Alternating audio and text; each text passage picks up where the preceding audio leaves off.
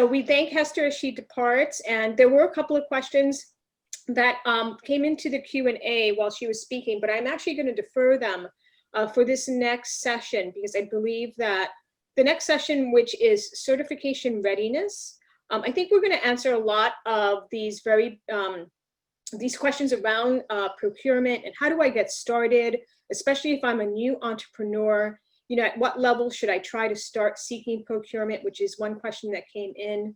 And another question was, you know, how do I learn about bid opportunities and contract opportunities? So with that, I am going to turn it over now and introduce our two speakers who are coming up specifically on certification readiness. They put a session together specifically for us on this.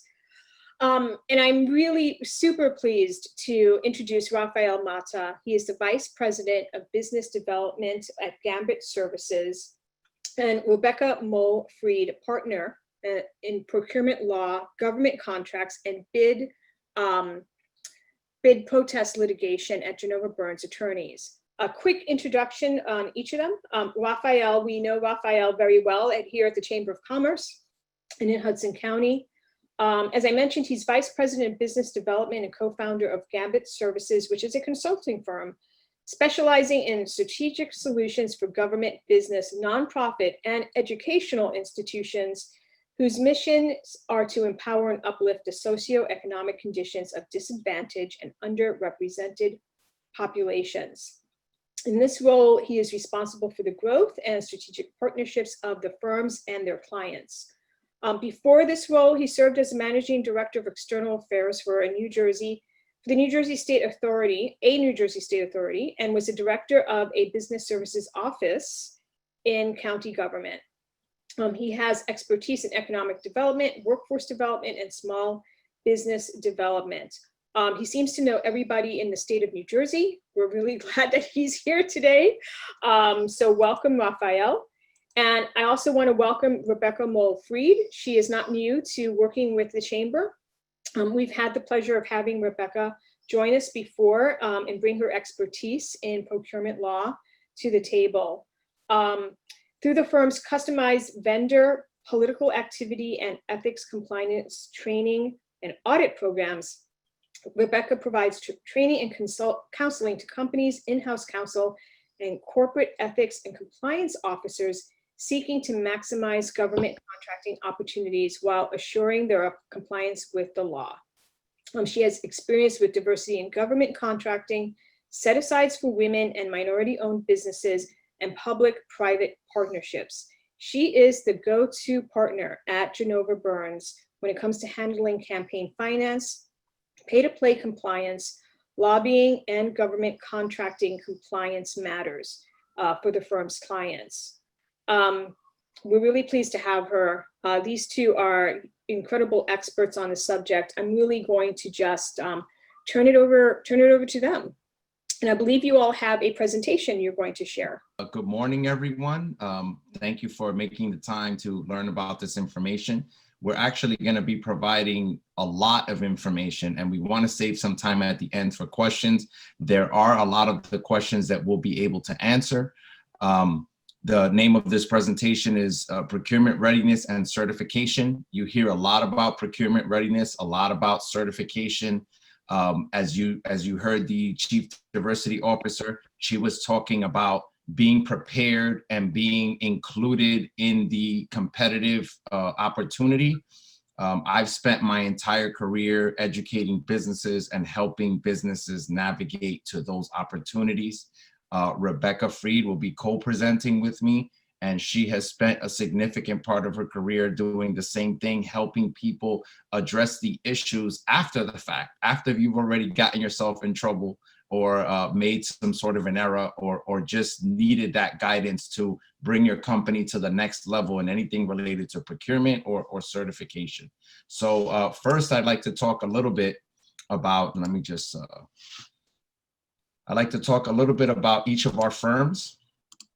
So I'm Rafael Mata, VP of Business Development for GAMBIT Services. And the easiest way that I can describe what we do is that we help businesses become procurement ready. We help people be ready to compete for whatever revenue source they're looking to secure.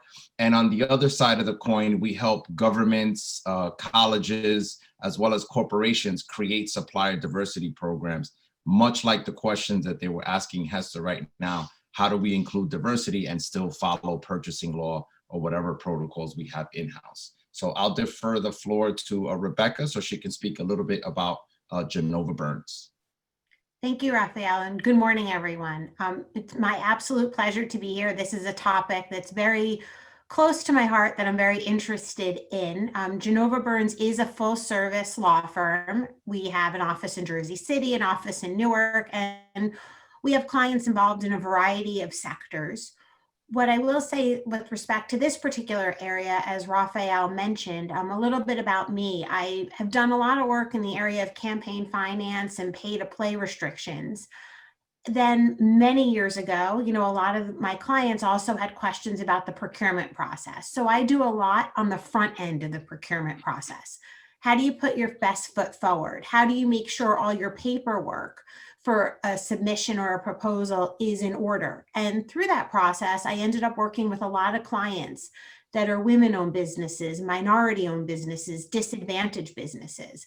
How do they partner with prime contractors? And as Rafael mentioned, some of our clients came to us only after they got in trouble. A certification wasn't accurate.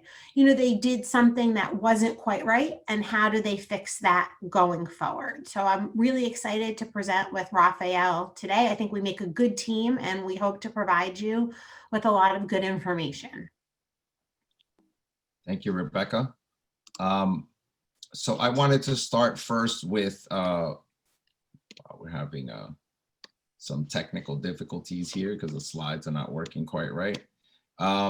We wanted to talk a little bit about procurement. You hear the term a lot, and essentially all it means is the process by which things are purchased, how you go about purchasing a service or a good. And that's ultimately what we're talking about here. And even though that sounds simple, there's a lot of details that you'll learn later on in this presentation as to why that becomes so difficult and why there's so many different doors to go through for procurement. So to speak to that comment in the definition of procurement that was made via a question to the Chief Diversity Officer by Maria, is the system rigged? Why is it so difficult? How do you get in front of those folks? It's not a question of the system not being accessible. It's a question of not enough businesses knowing what the prerequisites are or what the requirements are to even get in the game. So I've spent my career, Rebecca the same, has spent an inordinate amount of time trying to make sure that businesses are ready for procurement. In this slide that I have here, the word procurement is a lot of times synonymous with or related to some of these other terms that you've heard, just to make that kind of solidified and concrete for everyone. So terms you've heard is quote, and that a lot of times refers to things under $40,000 in government in New Jersey, but many people have received a request for quote, be it a narrative or just a cost proposal. You've heard bids, the term bids.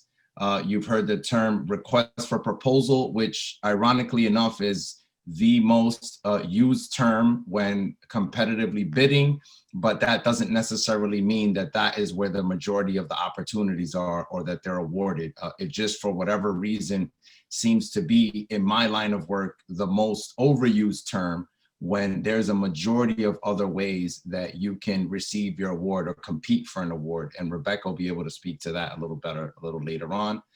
There's requests for qualifications, where essentially they're not asking you to describe the program or provide costs, and they just want to see if your firm and or business is qualified to provide the service. And then there's another process that happens, or competitive process that happens when you're almost pre-qualified, or the funding agency or the person providing the opportunity has basically qualified your company. There's requests for information, where they're just asking for your abilities to provide a certain thing. That happens a lot in new technologies or areas where they're looking for new technologies or new solutions. And something that's very rarely talked about, a letter of interest. And what I mean by that is those things can sometimes be a formal email or a letter where basically you are trying to create a business opportunity for yourself by connecting with someone that may not realize that you provide that service, or someone that you just want to connect with and say, our business is here to provide a solution to this problem. And it's not necessarily a competitive process yet. So I will now defer to Rebecca, who will speak a little bit about the methods of award, which is usually a result of a procurement process. Sure, thanks. And I know that this was a question that was asked a little bit during and discussed during the first session. So New Jersey has various procurement laws in effect. There is a statewide law that applies to a lot of the executive branch procurements and a lot that go through the Department of Purchase and Property and Treasury. A lot of state agencies and authorities also have the ability to award contracts on their own, and sometimes you will see state agency specific laws. We have a local government contract law that would apply to county and local procurements, a school purchasing law, and sometimes there are some municipal specific ordinances with goals. So that being said, there are various laws. There are also different standards under the law. I know earlier a question was asked about the lowest responsible bidder standard. That is a standard we often see applied at the county level and the municipal level, and even in school board contracts. And that's usually when you're looking at something that's a pretty fungible product. I'm a school board and I'm looking to buy new furniture for my entire school district. That would often be a lowest responsible bidder standard because I may have in mind exactly what I'm looking for. It's an object, that can be priced out accordingly. At the state level, we often see the most advantageous bidder, price and other factors considered. So that's a bit more subjective. Price is certainly a factor, but we're looking at experience, capabilities, and price is not the only factor that is used.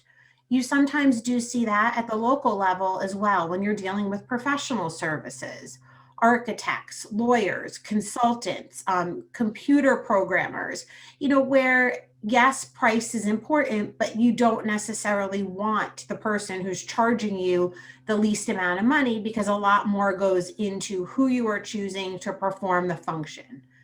Competitive contracting.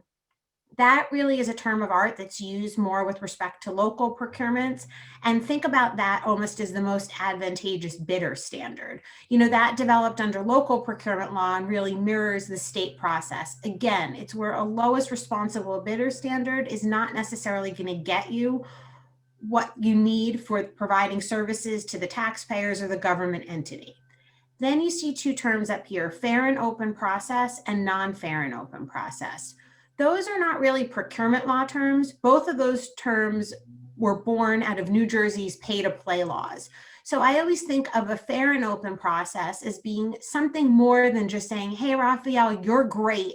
Our government entity wants to work with you. I don't even need to see your qualifications, or I'm really not so concerned with your price. I'm going to go with you.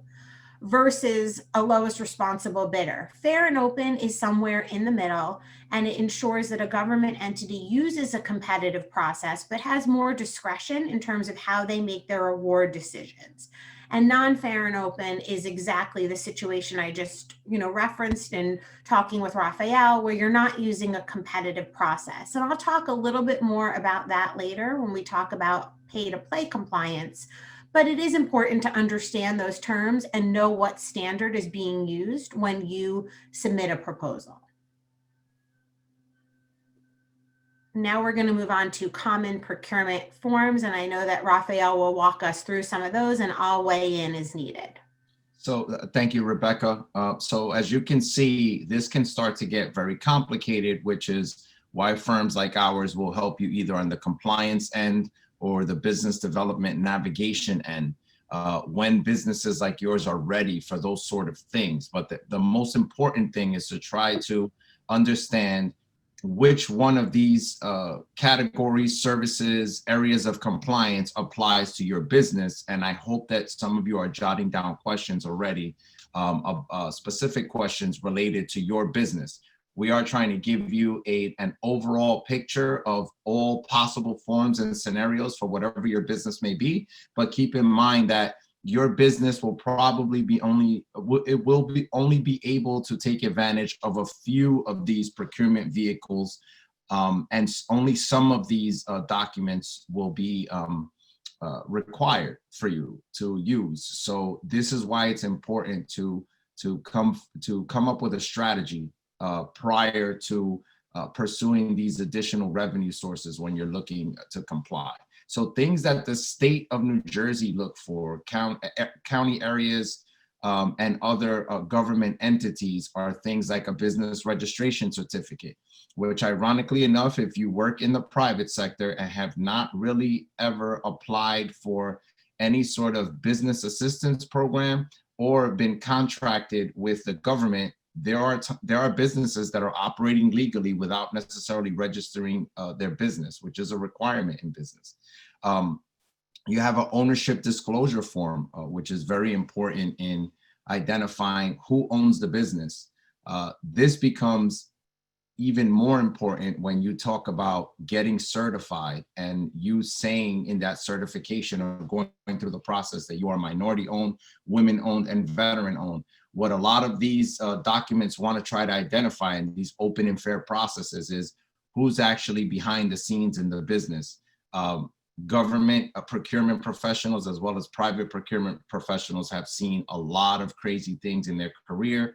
You know, other companies that, you know, are really controlling the smaller companies and various partnerships where, you know, let's say the underrepresented business, let's say the veteran business is not really the owner and operator, but is actually just the owner on paper.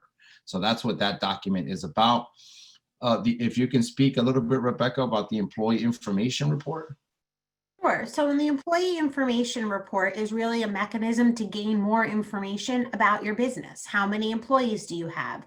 What categories do those people fall into? And once you complete that report, you often will get a certificate from the state. And this report is used in connection with various procurement opportunities from the state level down to the local level. And it's also a nice way to give a snapshot of, you know, then again, the number of employees, how many women, how many men, how many minorities, in what categories. So that's a good form, you know, to really become familiar with and to take a holistic view of your business. And I will say with some of these forms, you know, they are filled out on a contract by contract basis. But as Rafael mentioned, you know, not to backtrack too much, but your business registration certificate, if you're even thinking about getting into the game with respect to government contracting opportunities, go register your business. You know, it's easy to do and it's an important thing to have ready.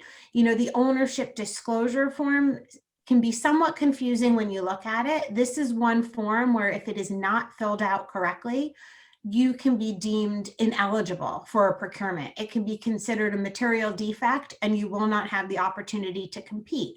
So again, I think these first three forms are really good forms to become familiar with, even if you think, you know, and I'm not going to be bidding on government contracts for another year, become familiar with them and get them ready. Disclosure of investment activities in Iran, you know, that's really a pretty straightforward form. They're looking to see, are you doing business? Do you have investments in Iran? Pay to play certification forms vary depending on whether you're looking to contract with the state or a local level. Again, think about where you're looking to do business and become familiar with those forms and the political activities of your business and of certain key people within that business to make sure you're eligible for opportunities. So yeah, and in addition to that, you know, the pay-to-play certification forms are looking to identify what your political affiliations are and try to make that as transparent as possible. Same goes for the subcontractor utilization form. There is a business aspect, obviously, to identify who you're subcontracting. Sometimes the folks that have awarded you the contract have specific subcontracting goals, and that's why they're asking for those sort of things. So each of these forms, even though they may not make sense to you when you're applying, are often requirements. If they're mentioned, they're requirements for you to be deemed ready to bid or compete. And as Rebecca mentioned, these things not filled out properly or not filled at all can disqualify you. Can you speak a little bit, Rebecca, about the offer and acceptance form and definitely the non-collusion affidavit? Sure. So an offer and acceptance form is often put into a bid package to show you that if you are chosen, what those terms will look like, you know, what the offer may look like, and that you'll be accepting it. And when it comes to government contracting, there are boilerplate contracts. You know, there's little flexibility on the part of the government vendor. A non-collusion affidavit, we heard earlier about a level playing field. You know, that's one of the most important aspects of procurement and government contracting, making sure that everybody has an equal opportunity to compete, you know, in a transparent manner, really through the process, and then also making sure nothing is going on behind the scenes, you know, where maybe Rafael and I are both in the same line of business. Let's just say we're both engineers and we have engineering firms and we're competitors. And maybe I say to Rafael, you know what, we're always competing and bumping up against each other. I promise I'm not going to bid on any projects in this county, and you promise not to bid on any contracts in the other county. That's colluding, and we're really disrupting the whole process. So you have to make sure that none of that is going on and certify to that. Acknowledgement of addenda, this is really important. I added this in because what you often see is a procurement will go live, you know, requests for proposals or qualifications will go out. Sometimes you may be on a mailing list for a government entity. You may see an opportunity in a newspaper, advertised on the website, and you may say, this is great, this is perfect for me.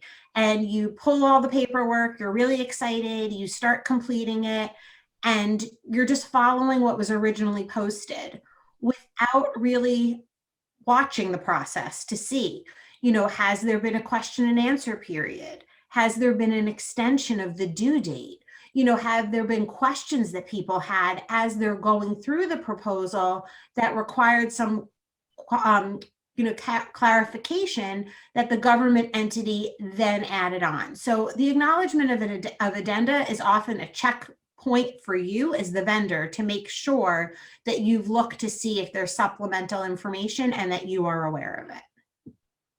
And I just want to echo what Rebecca is saying, and also add that I have seen many people, many folks have had their proposals disqualified because they are not confirming that they've received or acknowledged these addenda or changes, which is a requirement. It's a way to confirm that you have received the most recent scope of the project or change of the project or requirement of the project. So in essence, that document is saying, I have received all the information and I'm responding fully informed of all the information being provided to me. If you are responding with partial information, you know, the bid could be disqualified by that entity. And finally, we have the new vendor information, including the W-9, and these are usually documents that are required from a business when setting up with that new vendor, or basically you providing information to be put in their system. This slide really takes us back to procurement readiness. Now that we've confused you with all these different terms, okay, and probably scared you away with how am I going to finish all that documentation, I wanted to go back to the source of what the purpose of this presentation is, which is procurement readiness, all right? It's the ability to access new markets and increase your capacity. And how do you do that? You acquire the key business documents, which we just discussed. There may be additional documents, but that's why you consult with professionals who know which documents are the most appropriate based on your strategy or what sort of opportunity you're pursuing. You want to be using marketing tools for the increased visibility, you know, for business development. And what I mean by marketing tools is people often think now they make marketing and social media synonymous, but what you want to do is you want to figure out who you want to pursue work from and figure out how to market to those individuals. So maybe in the government space, You need to go to more face-to-face networking events, or you need to attend more of these webinars, or you need to enroll in some sort of specialized program that connects you with primes, for example. But you really need to figure out what's the marketing strategy for the opportunity that you're pursuing. Procurement readiness is creating strategies to scale up and scale down for new business. Often businesses just cast out this wide net and say, I'll take whatever I can get. And they don't really make any plans to win. Very often as businesses, we assume that we'll lose and that we're just going to put this opportunity in and it is what it is, and we'll work out later on if we get the project. That often leads to a lot of headaches. Rebecca can probably attest to many instances where you're trying to help people scale up and be ready after the fact. Procurement readiness is all about being ready prior to the opportunity, having all your stuff ready prior to the opportunity. The last thing you want is to actually win a competitive bid or provide an excellent proposal and then not be ready to scale up. Can't hire the people, don't have the required documents or insurances, etc. And of course, procurement readiness has to do with being aware of risks and the requirements. What are the risks of taking on additional work? What additional requirements are going to be requested of my business? How do you know if you're ready?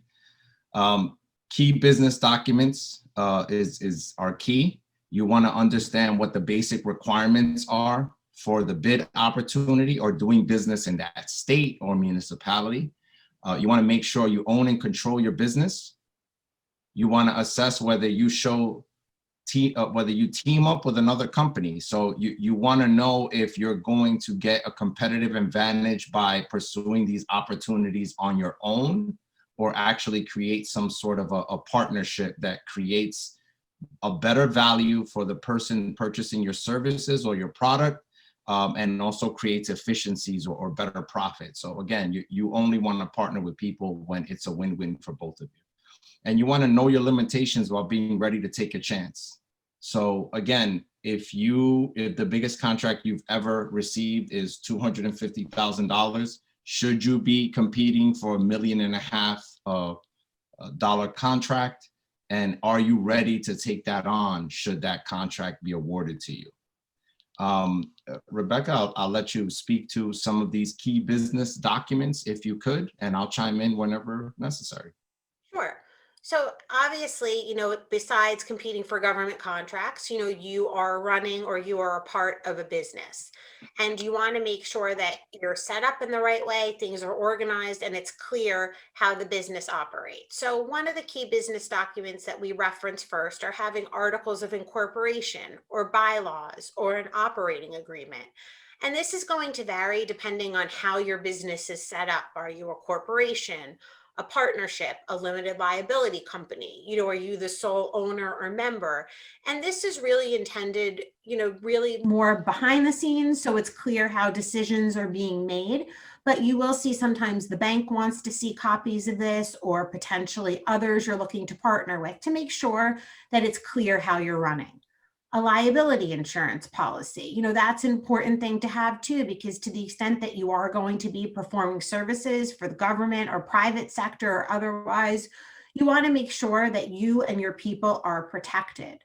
Certificate of authority, that you have the authority to operate, you are in good standing.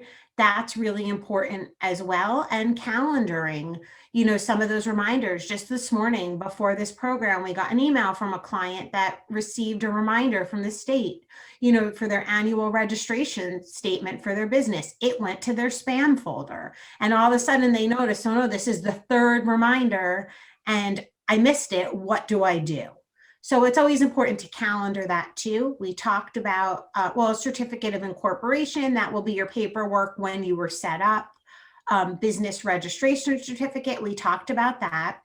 Definitely going to want Rafael to chime in on number 6, but this is really important, particularly to this program. If you are able and eligible to be certified as an MWBE, a WBE, a VBE, VOB, SBE, I'll also add a DBE, all these acronyms, these are different categories of minority owned businesses. Find out what you need to do get those certifications, but then also make sure everything is functioning behind the scenes, and we'll talk about this later, and is accurate information that you're putting on these certifications. And file taxes, this is also important too in terms of your capabilities, and also showing that you are a business that's in good standing, that takes your obligations seriously.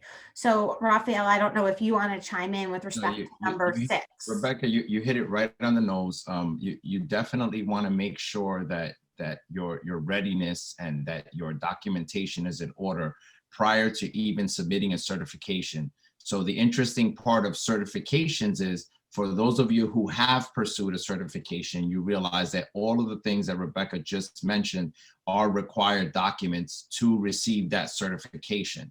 So in essence, what the certification is saying is, these are the documents you require to conduct business. So we're looking to make sure that you are a reputable business in full compliance. And then we want to see that it is owned and operated by an MBE, which is Minority Business Enterprise, a WBE, which is Women Business Enterprise, a VBE, which is Veteran Business Enterprise or Veteran-Owned Business, depending on where you are. DVOB is Disadvantaged Veteran-Owned Business, and SBE is a small business. Now, a lot of times diversity has kind of taken on a negative connotation, but the Chief Diversity Officer did explain very well that diversity and underrepresented are almost synonymous terms. And that's really what we're talking about. We're just talking about an underrepresentation in contract opportunities for those businesses. Those businesses still need to be bona fide, legitimate businesses that are in compliance and provide good products and services. And along with these certifications is the filing of taxes, which is very important. Interestingly enough, especially a lot of businesses we deal with, small businesses in the private sector, maybe cash businesses, let's say, a coffee cart business or a gym or things of that sort. They don't think about the importance of filing taxes, but realize that in addition to paying your taxes, the tax documents show the overall health of your business. So it's important to the person that wants to hire you that you are a solvent business and that you are a profitable business, that they're not giving money to a business that's kind of going under. And it's very important to banks, for example, or financial institutions who are looking to lend you money. Sometimes what your attorney and your accountant recommend do not line up, since they're looking at things from different perspective and different vantage points. Rebecca, yeah, if you can speak to vendor responsibility. Absolutely. So in addition to making sure that you are a business that has your financial house and organizational documents in order, as we heard this morning, is when the government awards contracts, they're using your tax dollars. So a government entity really does have the obligation to award contracts in the best interests of the citizens of the state, municipality, or county. So along with that, they want to know, are we doing business with a responsible vendor? So one thing you may be asked to do is complete a vendor questionnaire. And this can vary depending on the government entity. But some of the things they want to know is, what is the integrity of the company and some of your key people? Has anyone gotten in trouble for dishonest business dealings? Has anyone gone to jail? Do you have all your certifications and licenses? Are you involved in any legal proceedings? What is your status as a vendor? Have any other government entities said, you know what, we don't want to do business with you? Have you been debarred anyplace else? Are you subject to any subpoenas? So this may vary, but this is another piece where it's really important to look, see what questions are being asked. To the extent that you do have any issues in your past, don't think that that's necessarily a stamp where you're going to get rejected. It's a matter of being honest and straightforward and forthcoming, but also figuring out how to answer the questions in a way where, of course, you're being honest, but you're putting your best foot forward.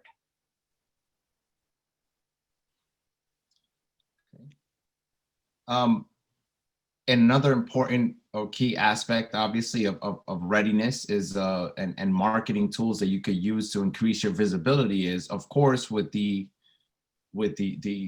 creation of the internet, which is many people can argue it's an almost amazing invention and kind of a horrible invention all at the same time, since we're tied to it all the time.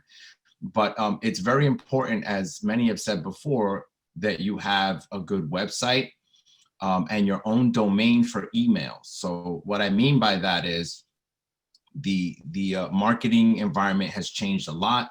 Things are a lot more in your face now. You need to have interactive websites that coordinate with your social media. And there's a lot of advanced ways that, and professionals, honestly better than me, that could speak to how to tie those things together. But the first thing that people see when you are sending any sort of official communication is your email address. So if you have a business and that business email does not reside on your own domain. So for example, I decide to do business under rafael.mata2012@gmail. That does not give you the best, it doesn't give you the best perception, or does not provide the best foot forward, as Rebecca mentioned earlier, because what you're saying essentially to that possible client is, I don't think of my business as important enough for me to invest in a domain or have my own professional email, and I'm just doing business off of my personal email. So I don't, it's not that important to me. My own business is not that important to me. So keep in mind that websites are a cost, domains are a cost. And now with Google, it's a very low cost if you're a small business. But it's definitely something that you should make sure that your business is optimizing. It's no longer a nice have, it's a must have. Social media is very important. Businesses really have to be almost their own production teams. And a lot of my colleagues will say very funny things like, if you didn't post it, it didn't happen. And that's the environment that we're in right now. So as you think about your services, it's not enough to be the best in your area or to provide the best service. You do have to figure out how to leverage social media so that people know about what it is that you're doing, since it is a key channel of how people get information and how people do business. Capability statement, and Rebecca, you can absolutely chime in on this one, but very important. A lot of folks don't even know what a capability statement is, which is usually a one-page document that very briefly describes what your business provides, the services, almost like a menu versus a narrative. And it provides key codes and important numbers like your FEIN number. It's a place where you would list your certifications. It's a single document that outlines all of your qualifications to do business with, say, the federal government or state government. But it's a customizable document. I would say that it is a graphic representation of I guess, a business resume on a single page. And it is usually customized per opportunity. But businesses in general, if you want to compete for federal opportunities, for state opportunities, there are instances where you provide a great service and that has to be ready to go. Somebody asks you, I need your capability statement. You have to know what it is, and you have to be able to fire it away in an email. Search engine optimization. It's not enough to just have a website and have a social media presence. Businesses do need to look into how to come up on Google searches and how to match the wording and interests of people requesting information via Google so that you are optimized and you come out in those searches. How many of us have been in front of a search engine and typed in whatever it is that we're looking to get and used, let's say, the first 5 or 10 queries or responses that come out there. And any third-party platforms or applications that make that a little better to use. So I also want to speak here about strategies to scale up and scale down, as we talked about yesterday, at the prior slides. Procurement readiness requires you to be ready to scale up or scale down.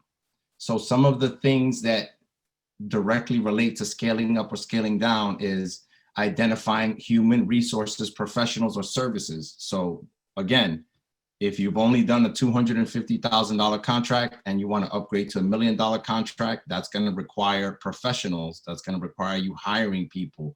Are you ready to bring those people on? Do you have the resources to interview them? Are you going to be in compliance with the State Department of Labor and their hiring practices and the things that you're required to have as a business? If you're going to scale up or scale down, are you going to qualify for lines of credit? Many small businesses still believe that in this great country, you're going to be able to bootstrap your business, you know, as they did in legend in times of past. And I can tell you that as a person that personally tried to bootstrap his first construction business, it is effective up to a certain point, and not using lines of credit or not building a relationship with a banker and getting those, you know, those loans and those other financial products that allow you to grow will stagnate you significantly and will cause a lot of frustration that you don't need to have. So when scaling up, one of the strategies is you definitely want to look at banks, building relationships with banks and lines of credit, as well as qualified lenders. You want to plan organizational growth. You want to envision your team before the opportunity arises. So many times people, or I would say micro businesses, have an owner that says, I do it all. I don't have enough time to do everything. People can't do things as well as I can do them. And that one person tries to work 60 hours, 70 hours a week until they eventually burn out. I've seen from much of the work that we've done, businesses that grow quickly have owners or leaders that are imagining the staff that don't exist, or another way to state that is they're basically imagining the different or segmenting the different job responsibilities that are required to run their business, and they're examining how many different roles they're playing and how they're going to translate that into new hires. So maybe that one owner is a project manager and they're providing the service, they're the technician, and they're the finance person. So as they're planning for growth, they know that they need to move towards a budget so that that person can get a bookkeeper, an accountant, they can hire a project manager, and they can actually hire a technician or somebody providing the service, you know, already 3 people. But basically think of the future and don't try to just move forward by doing everything on your own. You have to plan for the project's increased costs related to increased growth. And you have to plan for sustained growth versus per project growth. And again, these are all administrative things that as an owner, when you're thinking about scaling up, they're things that you need to consider. And they're also things that if you do not consider, you'll find yourself with a lot of the troubles that I know Rebecca deals with at her firm, with businesses growing faster than they're ready, and then a lot of compliance issues coming up. Okay, accessing new markets. It requires a strategy to access new markets. And we have 3 steps here on this slide that we want to highlight quickly. If you're going to identify new markets and we're going to focus on underrepresented businesses, as we mentioned earlier, the certified businesses, there's 3 steps that we usually use to identify those markets. So first, we want to identify the government and corporate customer that you want to work with. Could be the state, could be the county, could be the municipality. You want to secure the necessary documents to compete for those opportunities. That's part of procurement readiness and everything that we've spoken to up to this point. And finally, you want to learn how things are purchased and act on those opportunities.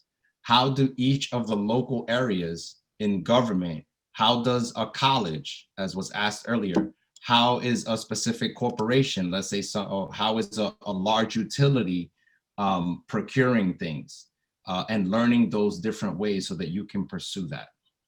On this slide, this is talking about certifications that can help access new markets. So a certification is the action of or process.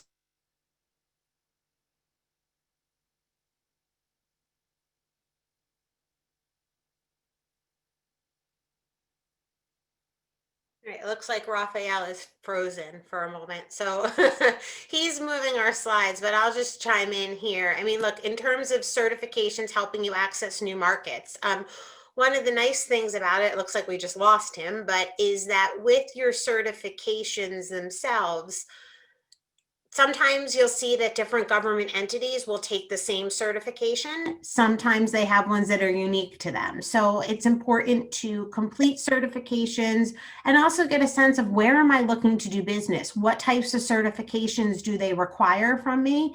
And then also thinking about whether you complete a certification for one government entity and then you learn two others will accept the same certification. How do you almost do more with less and plan ahead?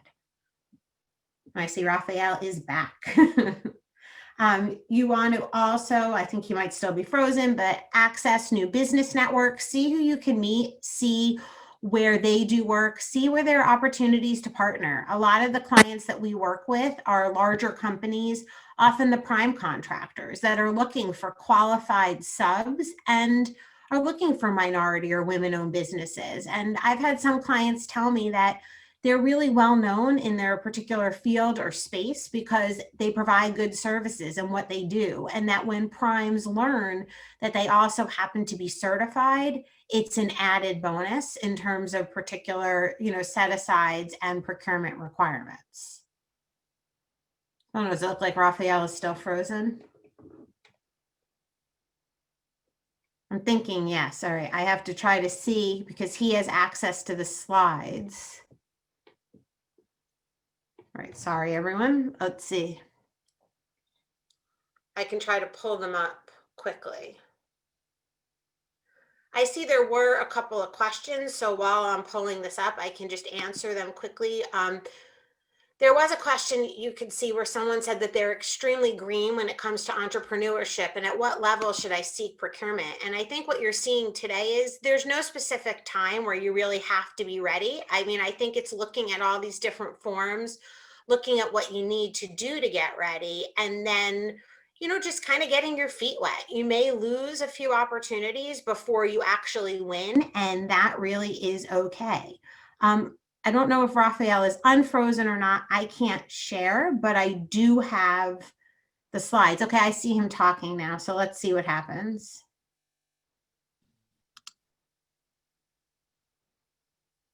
All right, I think he's trying to share. Am I back on? You are back. We are up to what are set aside. Apparently, I have an unstable connection at this point. All right. So we were right up to what are set aside diversity goals, which I think is a slide before this, but just really a set aside, I'll just say quickly, is a portion of funds or resources that are used for a particular purpose. So that is something that you will see set oftentimes by statute or regulation, and it's a requirement under the particular procurement. Then there are diversity goals or supplier diversity goals. That's exactly what this is. It's a goal. And what you'll find is the government entity has certain goals that they need to satisfy. So they'll structure procurement around those particular goals.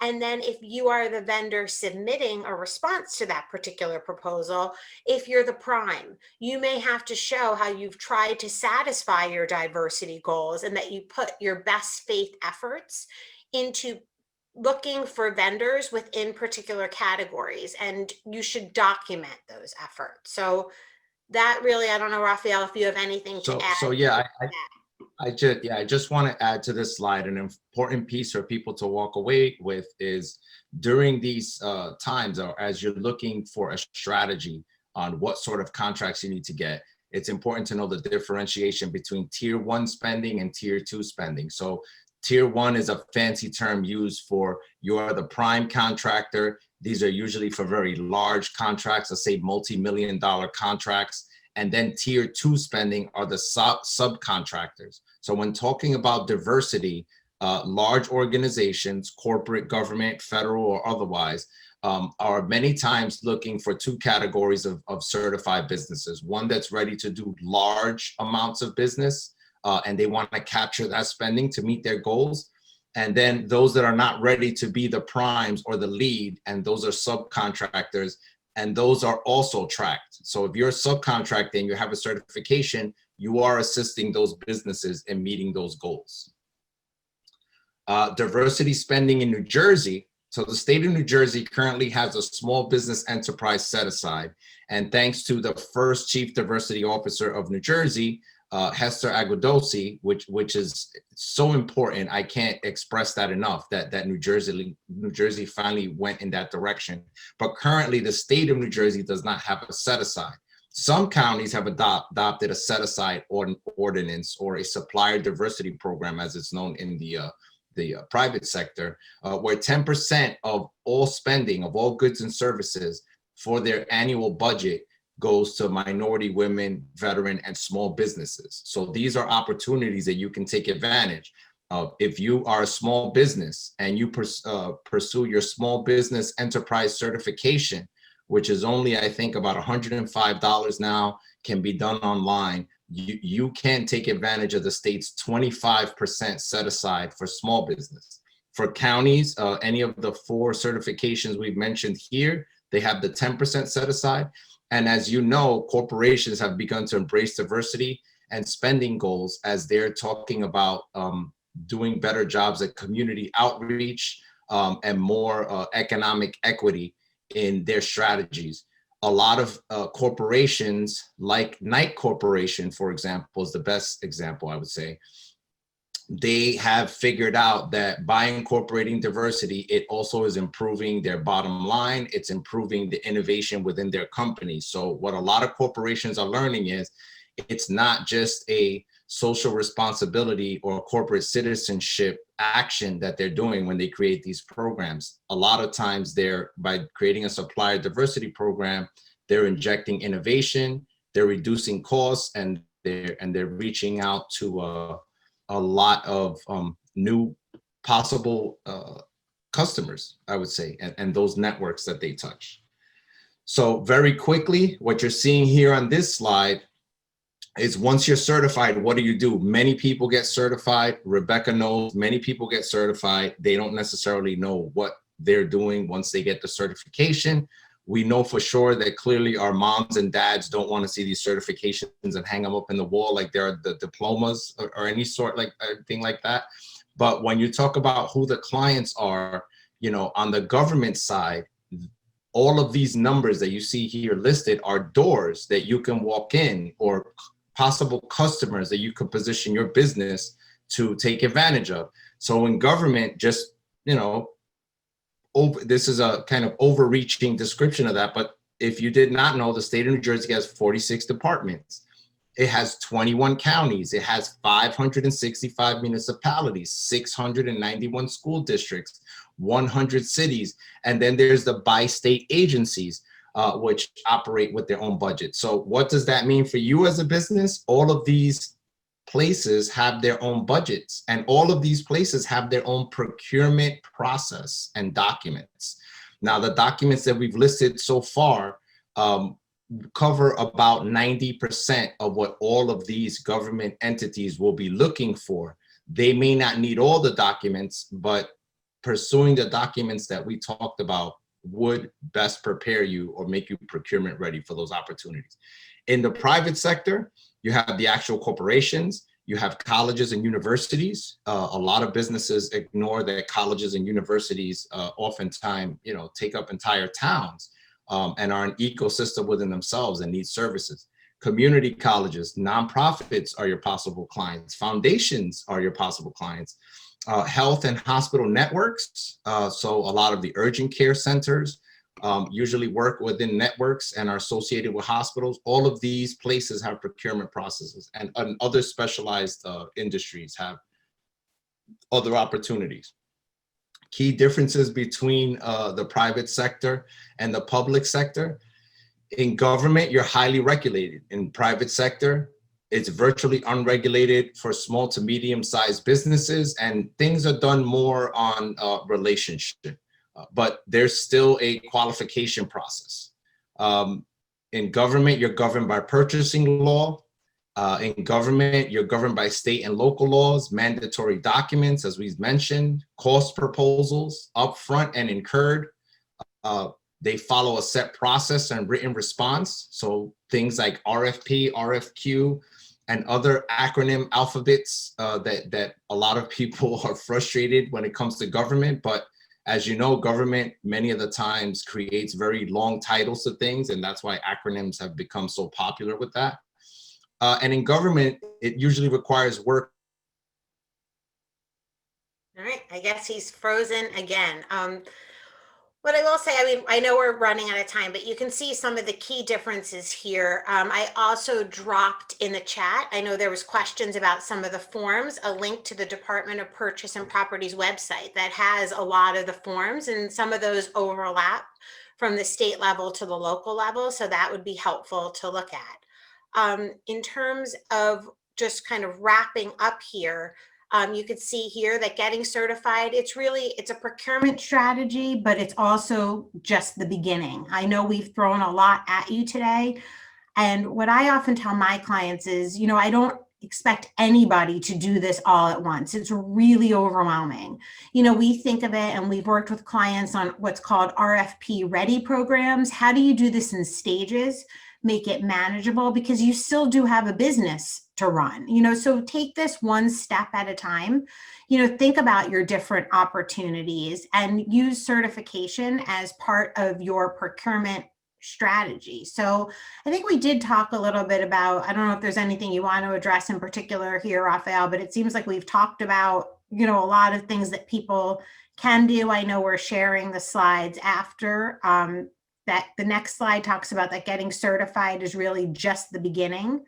And I think that that's some of a recap of what we had talked about. I don't know if we want to move, unless Rafael has anything to add. We do have some additional things to. No, I want to leave some time for questions, so I'll try to get through the last couple of slides very quickly.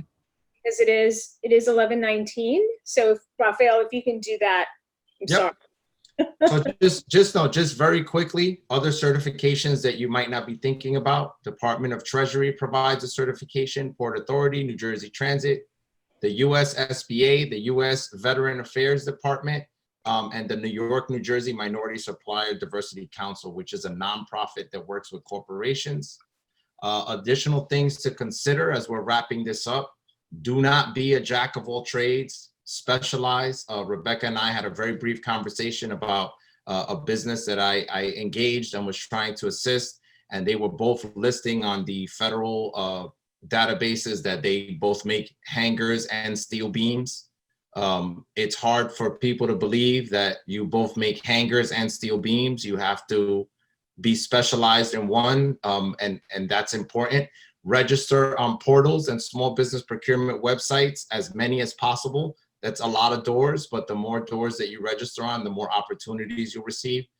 Identify certifications that best meet your business development strategies. Identify loan products beforehand, and identify any bond requirements beforehand at all if your business requires bonding.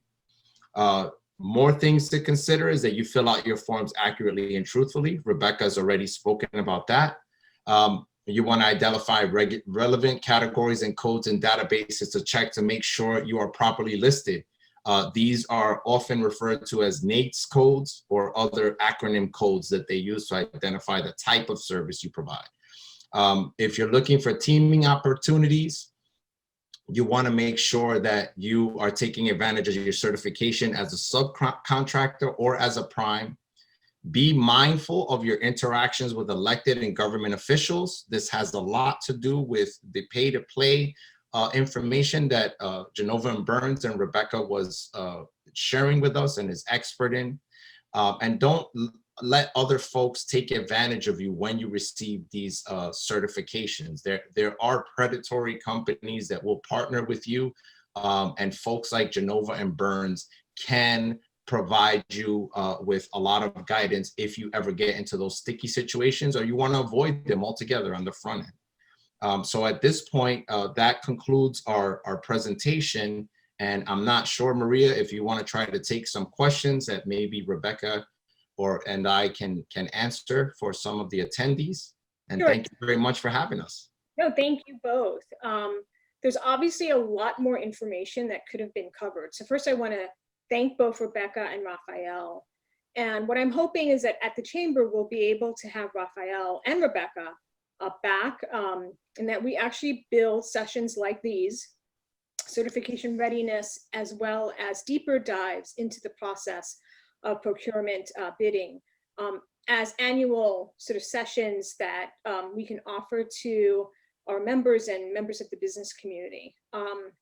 There's just so much here that you can't even cover it in just 1 hour. As you can see, this was meant as a primer to help us all get the basics, some foundational information and understanding. I did want to just ask two really, really quick questions. I just want to make sure we do address them. Someone mentioned that they did not see Exhibit A, a mandatory EEO language for goods, services, and professional services as one of the mandatory forms that needs to be added. It's part of the Equal Opportunity Affirmative Action Certification. There is an Exhibit A to that. So if people click on the link with the Treasury forms, pull that up, you will see that as part of that particular form as well. And that's just also you're attesting to the fact that you are going to comply with these particular requirements. And I think you mentioned that already. So no, that's fine. That's fine. And you know, a good thing to do too, if you go to Treasury's website or even in any RFP that somebody gets, there should be a checklist of the forms that are required. And if there's not, I suggest you take the time, go through that particular RFP and create your own checklist and check and double check to make sure you've included all the forms, signed where you need to, notarized if you need to as well. Okay, great. Thank you. And then just really, I want to make sure we hit the head on this particular question. So forgive me. But somebody has asked, they're extremely green. They're a new entrepreneur. They're new to all this. Rafael, at what level of procurement should they seek to get started? Should they be looking at those bigger ones, opportunities, or really start small, maybe become a subcontractor? Yeah, if the quickest way I could answer this question is if they want to deal with government, they would want to go for the opportunities that are 40,000 or under, because that creates a lot of flexibility. Just keep in mind that as you scale up, the larger the contract gets in government, even in corporate, not so much corporate, but in government, colleges, any sort of open and fair system, they're going to need to build in some time for administrative functions, reports, certain documents, certain portals, things of that sort. So the advice I would give, if you're green and you're just getting started, don't bite off more than you could chew. Bid on projects that are going to allow you to do more of the work and less of the administration. Just in general, the larger the contract amounts get, the more compliance is necessary for a lot of reasons that I can get into in a future presentation. But you want to stay within your lane, stay within your capacity, and do a good job on that small job, and it will build, your reputation and provide more opportunities that way. Get small contracts in a high volume versus trying to go for the big fish right off the bat. Right. As I like to say at the chamber, chunk off what you can do, and then build your scale and capacity. And I think what you just mentioned, and another question we got about domain names, which I answered offline, also makes me think about the IT component of all this work. You want to have secure places to store all this documentation. That may be a future session. I don't want to get into it now, but it has made me think about the administrative piece and making sure you have all that capacity as well. So thank you very much to both Rebecca and Rafael. We definitely will have them back at a future date. And we also will be sharing their slides later. Again, this is also being posted on right now live on our Facebook page. So you can see the video there and rewatch any segment that you would like. Thank you, thank you, thank you. All right. Thank you. Thank you very much. We are going to turn over to our next panel in a second, but I did want to announce that we have some prizes that we are raffling off at noon at 4 p.m. We were given some baskets of products from La Fay, one of our sponsors. Those baskets are really lovely. And then we have a one-night stay at Aloft, which is a new hotel in Secaucus. And we also have a $150 gift card from Blue Amber Spa and Wellness, which is Wellness Center, courtesy of Horizon Blue Cross Blue Shield, our presenting sponsor. So we'll have those raffled off again at noon and at 4 p.m. If you're sticking around, what we've done is every attendee who registered was assigned a number, and then we're going to use that number to random, use a Google random number generator to pick a winner. So just so you know the process, since we don't have live tickets like we would at a live event, we do have ways to do a random raffle electronically. So thank you to all of our sponsors who donated prizes and gifts. We really appreciate it.